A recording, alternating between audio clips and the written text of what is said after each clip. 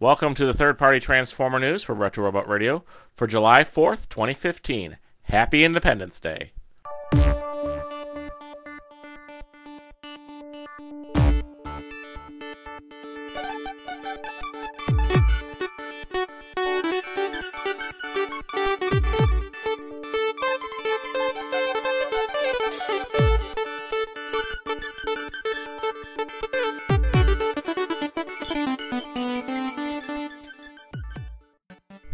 This week, the company Badcube teased this art of their next figure going to be coming out. It's their version of Masterpiece Sunstreaker called Sun Surge, the old-timer series number 8. Beelzeboss released these prototype images of their untraceable pieces, which is an upgrade kit for the recent Nightbeat figure to give it a head, gun, and chest look more like the original G1 Nightbeat toy. Also comes with a little briefcase. I think that's inspired by something in the IDW comic books. Generations Toys showed off this prototype image of their upcoming Devastator-inspired combiner. This one's a bit smaller than the Hasbro one, but a lot more detailed. Hero Hobby showed off this prototype of a super deformed version of Ultra Magnus. If you like that sort of thing, I think it looks kind of, well, stupid. Why do people like super deformed toys? I have no idea. Iron Factory, on the other hand, showed off their Legends class Overlord-inspired figure. This is a bit of a blurred teaser, but you can see what kind of colors they were going for. We've seen the prototype before, so I guess you could put these two together and figure out what he looks like. Perfect Effect showed off two new of their Perfect Combiner add-on kits. These two are for the Combiner Wars Devastator and do a lot towards fixing the problems it has. As you can see here, it has a bit of a boom arm extension for Hook. It has a new shovel for Scavenger. It has shoulder joints, replacement hands, some little covers, and a foot cover for Mixmaster. Yep, and when you put them all together, you end up with this, which ends up fixing at least some of the problems on this figure. And you can see it here with the Prowl replacement head.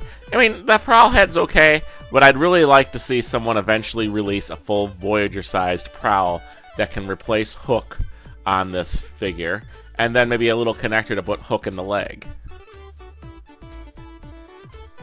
You can see it has a much better shovel on the Scavenger and extension. The extension on Hook only has a single extra segment that extends, whereas the one we saw teased from Dr. Wu, which is probably being sold separately, had 3 segments, so it got really long.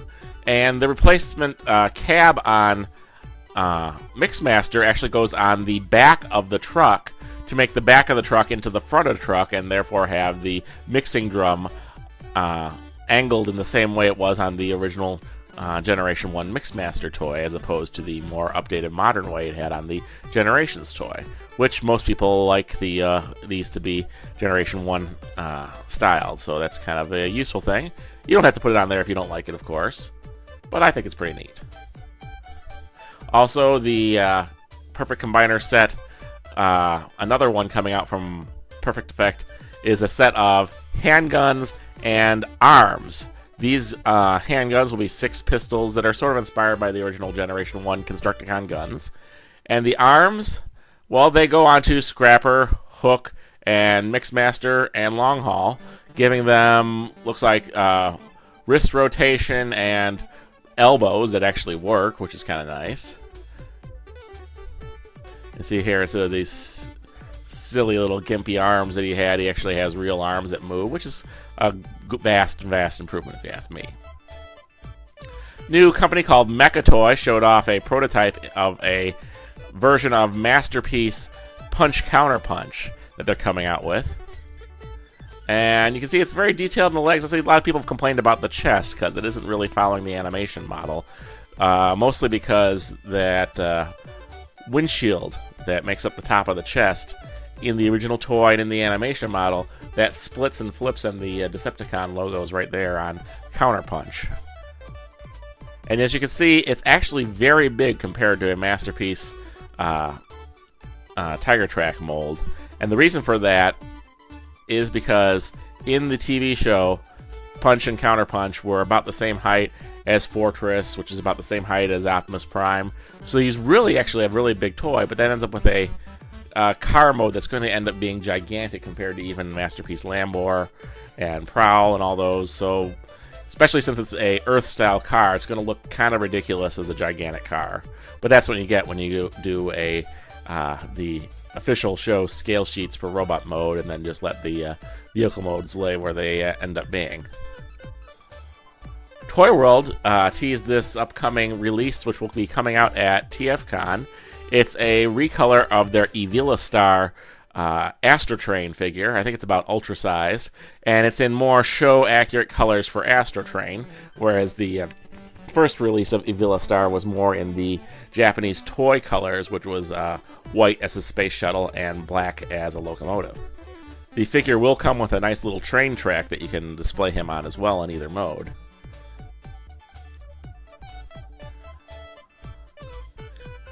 Wukong showed off interesting little figure that they're going to be coming out with soon. This is their Brawl, which is basically a knockoff with additional guns of the Warbotron version of Brawl. And they've actually used the original Hasbro name for the character, which is a little weird. And the box also says Lost Age on it, which that's the Japanese version of Age of Extinction. So you're going to rip off the Bay movies, Warbotron, and Hasbro all in one toy. And also they have a Swindle that's coming out. Yep, and as you can see here, he comes with this extra translucent gun, I guess, which is interesting. Also, X2 Toys showed off the XT010 add-on kit for the Leader Class Ultra Magnus. This kit is going to give us a new back, some new articulation in the arms, a face with changing mask, and a new rifle. It looks like maybe even those bottoms of the feet, so it'll stand a little taller. So anyway, it's just trying to fill out the Ultra Magnus figure, which you may know is a bit hollow and chintzy on the inside, according to some complaints. I'm going to do something a little different this week. This week we're going to have a spotlight on someone who you've probably never heard of. The man is Mark S. Fowler. Who's Mark S. Fowler? He was appointed the chairman of the Federal Communications Commission on May 18, 1981 by Ronald Reagan. He was the key figure in deregulating the television industry during the Reagan years, which led to freedom for people to broadcast shows they wanted in children's television. So without him, there would never be TV shows that were based on any toy line ever made. So without Mark S. Fowler, shows like G.I. Joe, He-Man, the Smurfs, and Transformers would never have existed. So way to go, Mark. We appreciate your work. We had quite a bit of feedback since the last episode. Tricon40 writes, I wonder how Fans Project's Croc size scales to the other Function X figures. Hopefully they'll make it the same size as Sigma L. P.S. Warbotron need to make a helmet and cord for their WB03F Grimlock figure. Yep, I bet they do make the little helmet for Grimlock. Maybe put that in with their version of Scattershot. And as for the size of Fans Project Crocs, well, we can hope it's about as big as the Sigma L. Tyler Hurd writes, I don't know how Warbotron can make individual bots for the combiner and make those model kits that you have to put together.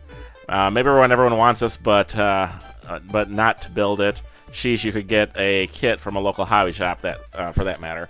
Yeah, I understand that some people building their own toy is not for them. I don't particularly do it either. It was kind of cute with the Arms Microns. But maybe they're just doing this to see if people like it. It does keep the cost of the product down. They're making what's between a Scout and Deluxe size figure for about $30, which isn't bad.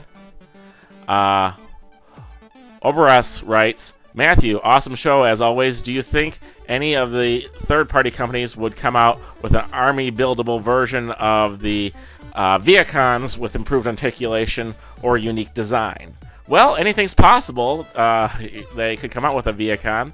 I had actually had a lot of thoughts that back when the Fans Project Glacial Lord figure came out that way. I'd like to see other Scramble City combiners, and one that would work really well would be just a Viacon Scramble City combiner limb, because you could just get 4 of them and make the 4 limbs. Anyway, that's my idea. Storm Rider X writes, thanks for filling me in on the missed third-party bots last week, Machine Boy, Skylinks, and Ironhide.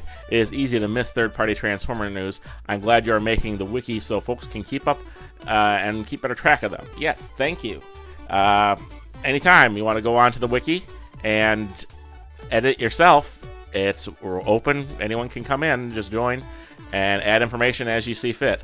I always like to go on there, and whatever my latest toy purchase is, or whatever toy I've been playing with this week, that's the one I go in and add stuff to the wiki. So it's kind of random, but eventually we're going to get lots of articles up there. Alright, since the last episode was posted, I've also done another video on the Retro Robot Radio channel. It's a quick demo of the Perfect Effect PC03 Mixmaster cab. This is just a video showing the transformation from leg mode to vehicle mode to robot mode of the Combiner Wars Mixmaster with the new cab feature. It doesn't have to be removed. It transforms to all 3 modes, and it makes the figure look at least 50% better in my opinion, and it's a good step in the right direction. Check it out. This week's news brought to you from the pages of tformers.com and TFW2005. News read by Matthew Ignash. Stop by wikialpha.org to read more about third-party Transformers. Check out the Facebook page of the third-party TF Crashers. And then come on by the Retro Robot Radio YouTube channel and subscribe.